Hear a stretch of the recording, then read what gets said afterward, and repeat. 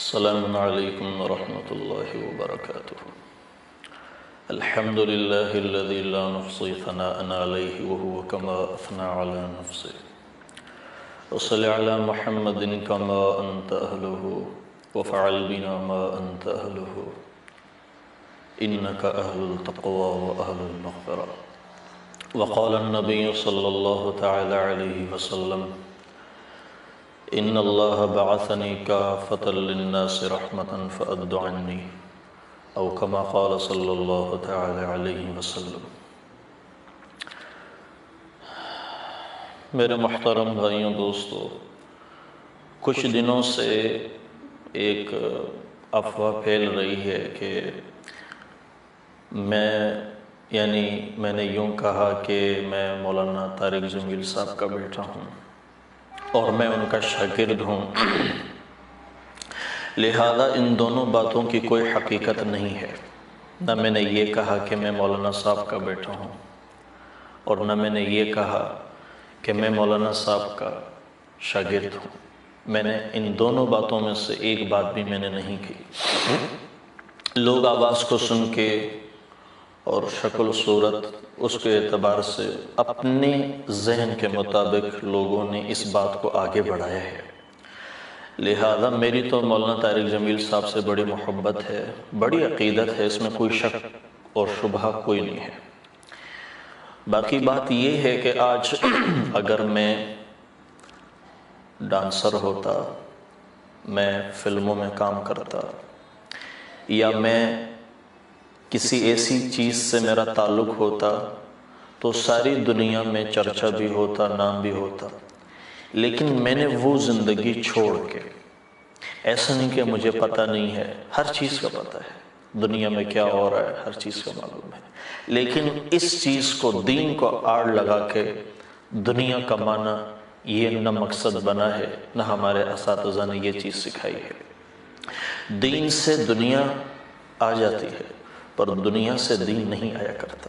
دنیا کا تعلق اللہ رب العزت نے مقدر کے ساتھ جوڑا ہے، اور دین کا تعلق اللہ رب العزت نے مشقت کے ساتھ جوڑا ہے۔ اس میں نہ قوم چل سکتی ہے، نہ قبیلہ چل سکتا ہے۔ جس کے اندر تقوی، جس کے اندر صلاحیت، جس کے اندر جستجو ہوگی۔ لہٰذا دوسری جو میں آخری گزارش کرنا چاہ رہا ہوں وہ یہ ہے کہ ہم اکابرین کو پڑھتے ہیں اور اکابرین کو سنتے ہیں۔ ہمارے اکابرین ایسے تھے، ہمارے اکابرین ایسے تھے، لہذا ہم سنتے ہیں۔ اس چیز کو عملی پریکٹیکل لائف میں لانے کی ترتیب کوئی نہیں ہے۔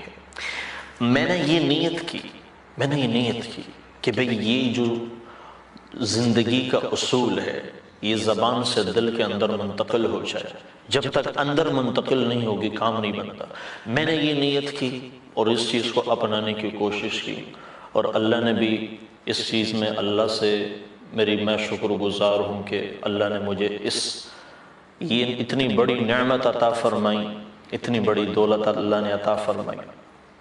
باقی میں یہ کہتا ہوں کہ اکابرین بننے کی نیت اور کوشش خود کرنی چاہیے، فرد کو کرنی چاہیے، لیکن ہاں اگر کوئی بننا چاہے گا تو اس کو تنقید کا نشانہ بنانا، اس کے پیچھے پروپیگنڈا کرنا، اسے بدنام کرنا، ذاتی اختلافات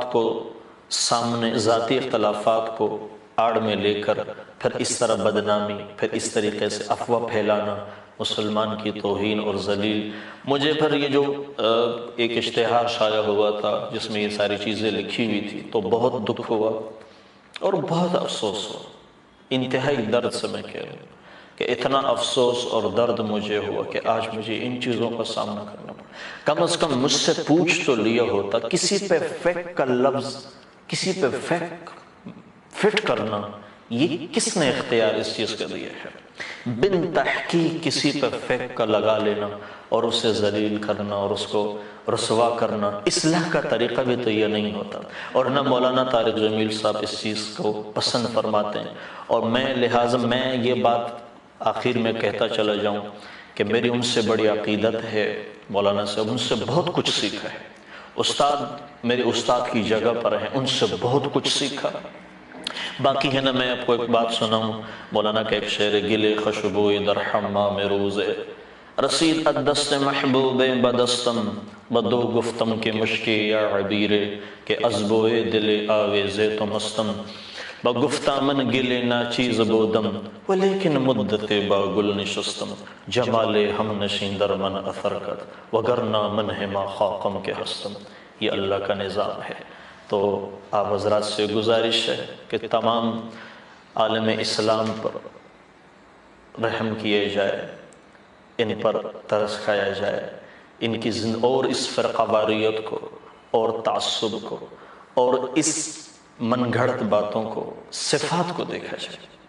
اللہ کے نبی کے بعد وحی کا اترنا کوئی نہیں، وحی دنیا میں آئے گی نہیں، تو اللہ کے نبی کے بعد ظاہر پہ فیصلے ہوں گے، باطن پہ فیصلہ نہیں ہو سکتے، باطن پہ فیصلہ نہیں ہو سکتے۔